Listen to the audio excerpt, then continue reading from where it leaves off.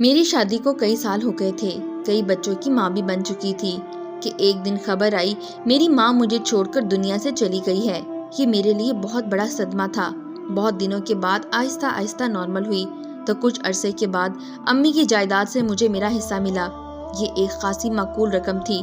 جب یہ رقم میں نے اپنے شوہر کو دینی چاہی تو انہوں نے یہ کہہ کر انکار کر دیا کہ یہ تمہاری اپنی امانت ہے، اسے اپنے پاس رکھو۔ بلکہ میں تو کہتا ہوں کہ تم اس رقم سے اپنی ماں کے نام پر کوئی فلاحی ادارہ قائم کر دو، تمہاری امی کے لیے تمہاری جانب سے صدقہ جاریہ ہوگا۔ مجھے اپنے شوہر کی سوچ بہت پسند آئی اور بہت سوچ و بچار کے بعد میں اس نتیجے پر پہنچی کہ مجھے اولڈ ہوم قائم کرنا چاہیے جس میں بے سہارا ماؤں کی رہائش اور دیگر سہولتوں کا بندوبست ہو۔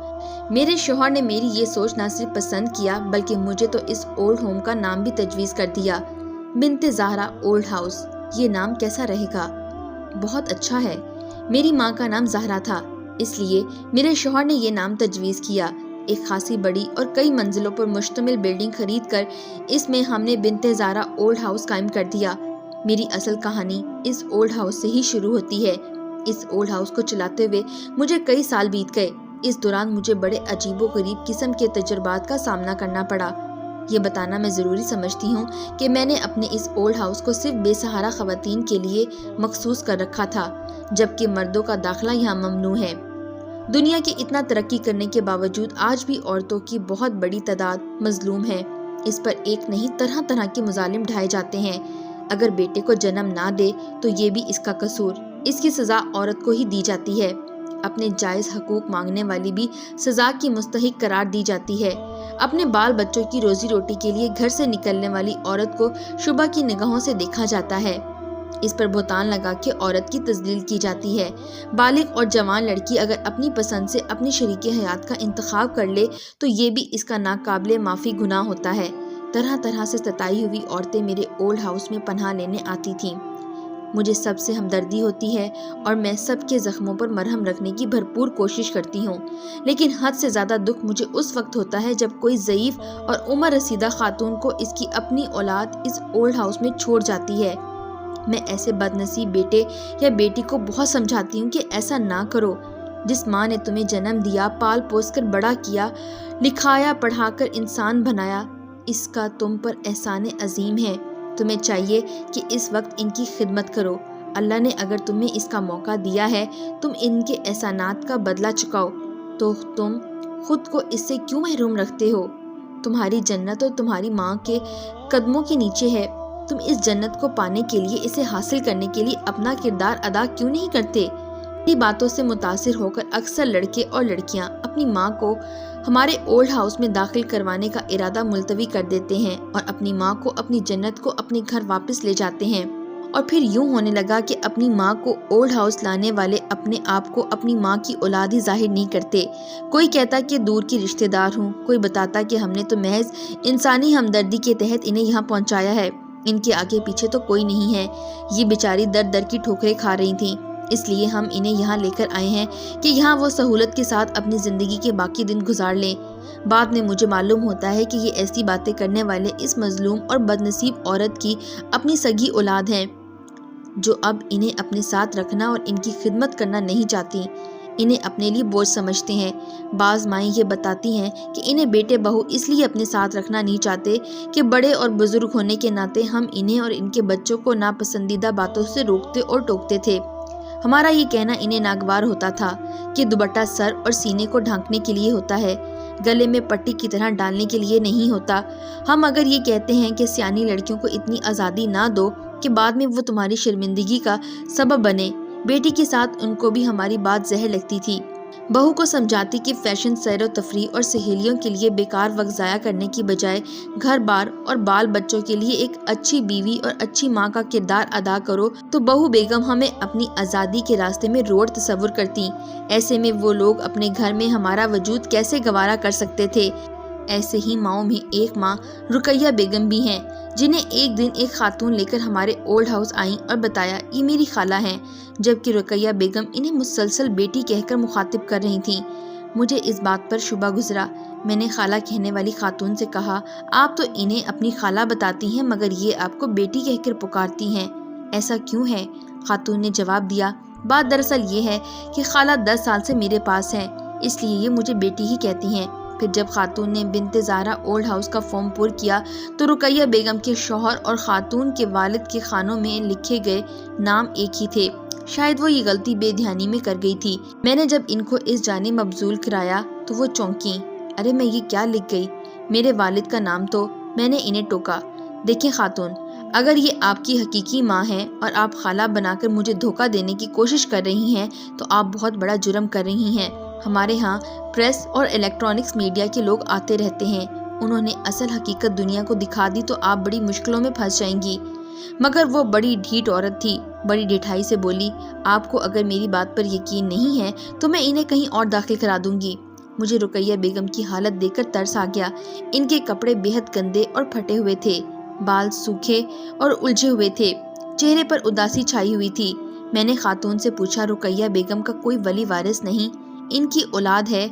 मगर पूछती नहीं। मेरे घर छोड़ गए तो फिर पलट कर नहीं आए। मैंने जब इन्हें एहसास दिलाया खाला भी तो माँ की तरह होती है ना, फिर इन्हें आप अपने घर में रखना क्यों नहीं चाहती, तो कहने लगी, मैं ससुराल में रहती हूँ इसलिए अपने किसी अजीज रिश्तेदार को ज़्यादा दिनों अपने साथ नहीं रख सकती। अपनी इस खाला की वजह से कई बार मेरे ससुराल में मामलात बड़े संजीदा हो गए। खैर, इस खातून के जाने के बाद हमने रुकैया बेगम को साफ सुथरे कपड़े पहनाए, सर में तेल डालकर कंघी की। इस तरह इन्हें बड़ा सुकून मिला, मगर खुश होने की बजाय इनका चेहरा आंसुओं से तर हो गया और वो ठंडी आहें भरने लगीं। एक हफ्ते के बाद ही सब्र ज़ब्त का बंधन भी टूट गया और अपनी बेटी का नाम लेकर वो रोने पीटने लगी। हाय मेरी किस्मत, मुझ बदनसीब को क्या मालूम था कि जिस बेटी को जन्म देने से लेकर इसे इसके घर की रानी बनाने तक अपनी रातों की नींदें और दिन का चैन बर्बाद किया, वो बेटी मेरे इस बुढ़ापे में मेरी खिदमत करने की बजाय मुझे इस तरह दरबदर कर देगी। तो क्या वो आपकी भांजी नहीं थी? नहीं, वो झूठी है, मकार है। मैं इसकी खाला नहीं, इसकी माँ हूँ, इसकी हकीकी माँ। अगर ये बात है तो आपको इसकी मौजूदगी में जब वो आपको यहाँ लेकर आई थी इसी वक्त कह देना चाहिए था ना कि ये झूठ बोल रही है। कैसे कह देती? इसने तो मुझे यहाँ लाने से पहले ये कह दिया कि वहाँ मैं आपको अपनी खाला बताऊंगी और धमकी दी कि अगर आपने वहाँ मुझे झुठलाने की कोशिश की तो घर वापस लाकर एक कमरे में कैद कर दूंगी और भूखा प्यासा रखकर मार दूंगी। ये सब सुनकर मैं लरस के रह गई। तेरी दुनिया में ऐसी जालिम बेटियां भी होती हैं जो अपने पास अपनी माँ का वजूद बर्दाश्त नहीं कर सकती, जो भूखा प्यासा रखकर मारने की धमकी देती हैं। हमने तो सोचा था कि अक्सर बेटे अपनी बीवियों के चक्कर में आकर माँओं को इस तरह से ओल्ड हाउस छोड़ जाते हैं। बेटी के बारे में तो कभी सोच भी नहीं सकती थी, क्योंकि बेटी को तो अपनी माँओं का बहुत एहसास होता है। फिर यूँ हुआ कि कई दिन बाद रुकैया की बहन का दुबई से फ़ोन आया तो इनसे मालूम हुआ, उन्होंने इस बात की तस्दीक की कि रुकैया बेगम को ओल्ड हाउस पहुंचाने वाली इनकी भांजी नहीं, सगी बेटी है। इसके बाद जब एक बार बदनसीब बेटी का फ़ोन आया तो इसने पूछा कि मेरी खाला खैरियत से तो हैं, तो मैंने इनसे कहा कि तुम्हारी खाला का टेलीफोन दुबई से आया था, उन्होंने तुम्हारे सफ़ेद झूठ का पोल खोल दिया है। उन्होंने मुझे सब कुछ बता दिया है कि रुकैया बेगम तुम्हारी सगी माँ है। अब इसने अपनी गलती तस्लीम की, एतराफ़ किया कि हाँ वो मेरी माँ ही है, मगर साथ ही ये भी पेश किया कि ये सब कुछ मैंने अपनी मजबूरियों के तहत किया है। हमारी माली हालत ऐसी नहीं है कि हम इनकी कफालत कर सकें। इसकी ये बात काबिल कबूल नहीं थी। इसके कपड़ों और अंदाज से हरगिज़ इस बात का एहसास नहीं होता था कि वो कोई गरीब और इसके वसाइल इतने महदूद हैं कि अपनी माँ की कफालत भी ना कर सके। बिनते ज़ाहरा ओल्ड हाउस में अक्सर मीडिया के लोग आते हैं और यहाँ की मजलूम ख़वातीन से मिलकर इनकी कहानियाँ सुनते हैं, जिन्हें बाद में वो अपने अखबार या चैनल में पेश करते हैं। रुकैया बेगम की ये हालत है कि किसी की भी आहट सुनती हैं तो चौंक पड़ती हैं। तुम्हें मेरी बेटी ने तो नहीं भेजा? वो कैसी है? इसे और इसके बच्चों को देखने को आंखें तरस गई हैं। मुझे इसके पास ले चलो, बड़ी मेहरबानी होगी। बेटे मुझे घर पहुंचा दो। एक दिन एक सहाफ़ी आया तो इसे देखकर भी रुकैया बेगम रोने पिटने लगीं। तुम्हें मेरी बेटी ने भेजा है ना? वो मेरे लिए बहुत बेचैन होगी ना? मैं भी इसके और इसके बाल बच्चों के लिए बहुत तड़पती हूँ। मुझे अपने साथ ले चलो। रुकैया बेगम की हालत देखकर सहाफ़ी ने पूछा, क्या इन्हें कोई ज़ोर ज़बरदस्ती छोड़ गया है? इनके बाल बच्चों से इन्हें जुदा कर दिया गया है? जिस बेटी और इसके बाल बच्चे के लिए वो तड़पती है, इसी बदनसीब बेटी ने इन्हें यहाँ लाकर छोड़ा। मैं बोले बगैर ना रह सकी और सहाफ़ी ने हैरत का इजहार किया, इनकी क्या कहानी है? आप इन्हीं से पूछ लीजिए ना, इन्हीं की रुदाद। सहाफ़ी ने पहले तो रुकैया बेगम से बड़ी मोहब्बत और अपनायत का इजहार किया और कहा कि मैं आपकी हर मुमकिन तरीके से मदद करूँगा, आपको आपके बिछड़े हुए अजीज़ों से मिलाऊंगा, लेकिन पहले आप अपने बारे में मेरे हर सवाल का जवाब दीजिए। पूछिए मुझसे क्या पूछना चाहते हैं। पहले आप अपने और अपने शौहर के बारे में बताइए। तो वो बताने लगी, मेरी पैदाइश अजमेर शरीफ की है, मेरे शौहर का ताल्लुक दिल्ली से है। हम लोग हिजरत करके पाकिस्तान आए तो मेरे शौहर ने एक बैंक में मुलाजमत ली। यह हमारा बड़ा अच्छा वक्त गुजर रहा था। वक्त गुजरने के साथ हम दोनों माशाल्लाह 5 बच्चों के माँ बाप बन गए, 2 बेटे और 3 बेटियाँ। बच्चों को हमने पढ़ाने लिखाने में कोई कसर नहीं छोड़ी। हमारे हंसते बसते घर में एक दिन कहराम मच गया जब हमारा एक जवान बेटा दहशतगर्दी का शिकार बन गया। खुदकश बम धमाके में जहां दूसरे बेगुनाह लोग लुकमा अजल बन गए, वहां हमारे घर का भी एक रोशन चिराग बुझ गया। अभी बेटे का सदमा कम नहीं हुआ था कि मेरे शौहर भी एक हादसे का शिकार होकर हमारा साथ छोड़ गए। मेरी तो दुनिया ही अंधेर हो गई। मेरा दूसरा बेटा कुवैत में और 2 बेटियां लंदन में रहती हैं। इसीलिए शौहर के गुजर जाने के बाद मुझे अपनी तीसरी बेटी के घर में रहना पड़ा।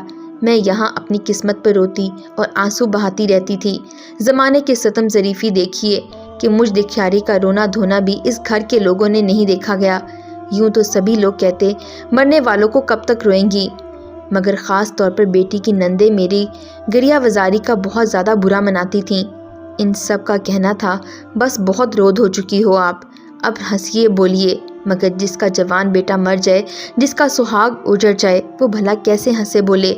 बजाय इसके कि कोई मेरी दिलजोई करता, सब अपनी धुन में मगन थे। बेटी अपनी मुलाजमत में मसरूफ़ रहती, इसकी नंदे और मेरी नवासियाँ कॉलेज और यूनिवर्सिटी में चली जाती। मैं अकेले घर में अपनी किस्मत पर आंसू बहाती रहती। अच्छा आंटी, तो ये बताइए कि आपको यहाँ पहुँचाने का प्रोग्राम आपके अपनों ने कैसे बनाया। एक दिन बेटी ने कहा, अम्मी हम आपको एक ऐसी जगह ले जाते हैं जहाँ आपका माहौल तब्दील हो जाएगा, आपकी तबीयत बहल जाएगी, वहाँ आपका ख्याल रखा जाएगा।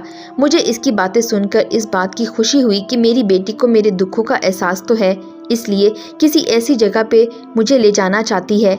तो आपको यहाँ आने तक इस बात का इल्म नहीं था कि आपकी बेटी आपको ओल्ड हाउस में लाने वाली है। ना सिर्फ इल्म नहीं था बल्कि इसने मुझे ये भी कहा था कि वहाँ आपको अपनी खाला बताऊंगी। तो ये सुनने के बाद भी आपको कोई शक व शुबा ना हुआ? इसके बाद तो नहीं, अलबत्ता जब रास्ते में इसने मुझे कहा कि अगर आपने मेरी किसी बात की तरदीद की या झुटलाने की कोशिश की तो घर वापस आकर मैं आपको भूखा प्यासा रख कर मार दूंगी। तब मुझे एहसास हुआ कि मेरी बेटी मुझे कूड़ा कचरा समझकर कहीं फेंकने जा रही है।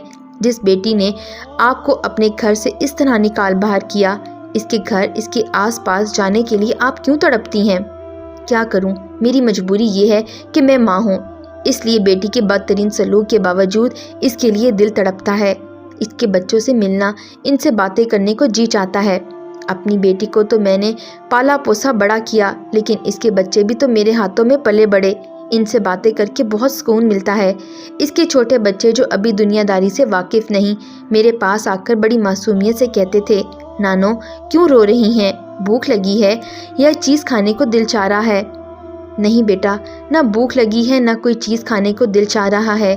मैं इसे गोद में लेकर प्यार करती तो वो अपने नन्हे नन्हे हाथों से मेरे आंसू पोंछ कर कहता, तो फिर किसी ने आपको डांटा होगा।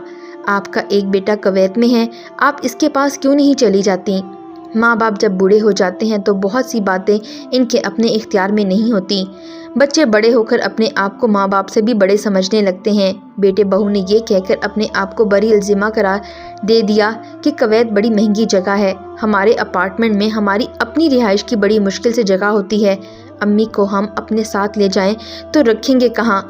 लंदन वाली बेटियों ने भी कुछ इसी किस्म के मसाइल पेश किए और ये भी कहा वहाँ से आने जाने के अखराजात भी बहुत ज़्यादा हैं, इसलिए बेहतर यही है कि वो पाकिस्तान में ही रहें। आप जिस बेटी के पास रह रही थीं, इसने कोई बहाना पेश तो नहीं किया था? इस वक्त क्या किया था?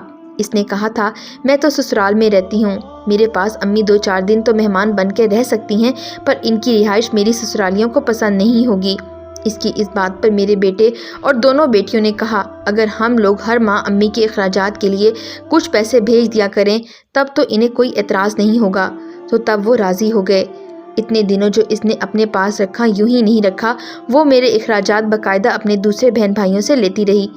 آج کے دور میں اولڈ ہاؤسوں کا قیام اس تلخ حقیقت کی زندہ مثال ہے کہ بچے بوڑھے ماں باپ کو فالتو سمجھ کر، ایک حقیر چیز سمجھ کر اولڈ ہاؤس میں چھوڑ جاتے ہیں۔ مگر میرے بیٹے، ایسا کیوں ہوتا ہے؟ رقیہ بیگم بولی۔ ہم نے تو اپنے ماں باپ کا جب تک وہ زندہ رہے بہت خیال رکھا تھا، ان کی بڑی خدمت کی تھی۔ میں نے تو اپنی ماں کو کبھی دکھ نہیں دیا تھا، ہمیشہ ان کا ہر حکم بجا لاتی تھی، ان کا سارا کام عبادت سمجھ کر کرتی تھی۔ پھر میرے ساتھ میری اولاد ایسا برتاؤ کیوں کرتی ہے؟ میں اپنی باقی عمر اپنے بچوں کے ساتھ گزارنا چاہتی ہوں۔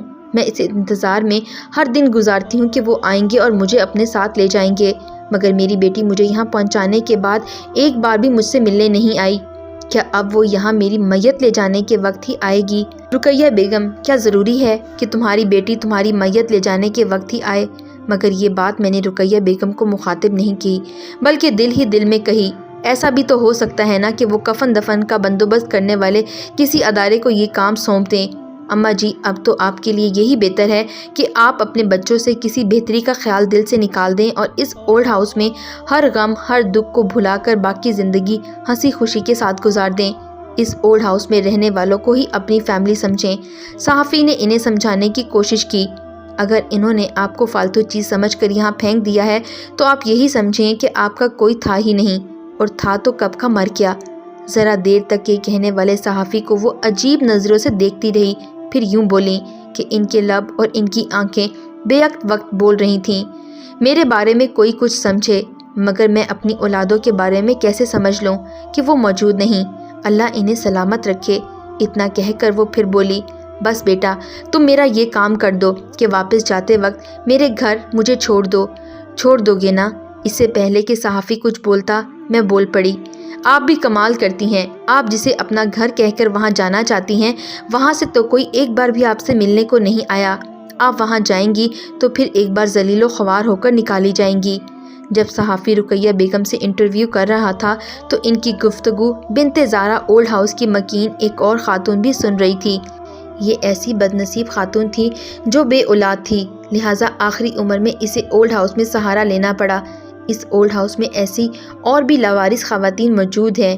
یہ خاتون دونوں کی باتیں سننے کے دوران ایک بار بے ساختہ کہہ کر اٹھیں، اگر اولاد ایسی ہی ہوتی ہے تو ہم بے اولاد ہی اچھے تھے۔